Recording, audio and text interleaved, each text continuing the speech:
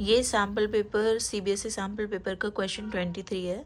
इसमें बेसिकली बोला है कि जो एलेक्सा है उसने ग्लोरिया लिमिटेड का बिज़नेस ख़रीदा है, जिसने उसने एसेट जो ख़रीदे हैं वो ख़रीदे हैं 50 लाख के, और लाइबिलिटी जो है वो 20 लाख की पेमेंट करी है। ठीक है, और फर्दर कोई इन्फॉर्मेशन नहीं दी है कि परचेज़ कंसिडरेशन कितना होगा, लेकिन फिर बोला है कि हमने जो साल भर में इक्विटी शेयर इशू किए हैं वो प्रीमियम पे इशू किए हैं 4 के। तो था कितने का शेयर, देखो 10 का शेयर था और प्रीमियम के 4 पे इशू कर रहा है। तो मतलब क्या है कि भाई हमारा यहाँ पर जो शेयर है वो 14 का हो रहा होगा सेल।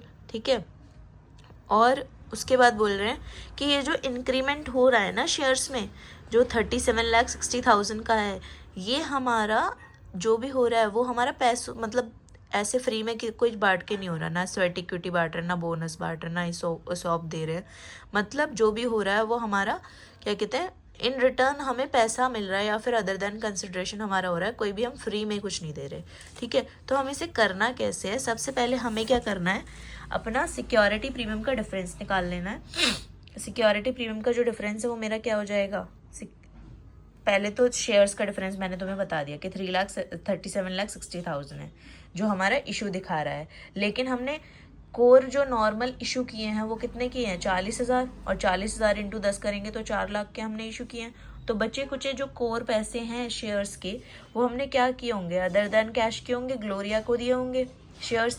और अगर ये कोर इतना है इक्विटी शेयर का जो हमने ग्लोरिया को दिया है, तो सिक्योरिटी प्रीमियम भी तो दिया होगा, क्योंकि जब हम नॉर्मल 4 रुपये का हम इशू कर रहे हैं सिक्योरिटी प्रीमियम, तो ग्लोरिया को भी तो 14 का ही दिया होगा ना शेयर। तो उसे कैसे पता लगेगा कि कितने का ग्लोरिया को दिया और कितना नॉर्मल है।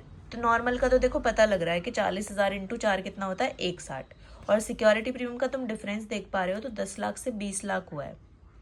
तो 10 लाख का डिफरेंस है सिक्योरिटी प्रीमियम में, और 1,60,000 हमारा वो वाला है जो उन्होंने फर्स्ट एडजस्टमेंट में दिया है कि 40,000 जो हमारे हैं वो 4 रुपये के प्रीमियम पे जा रहे हैं।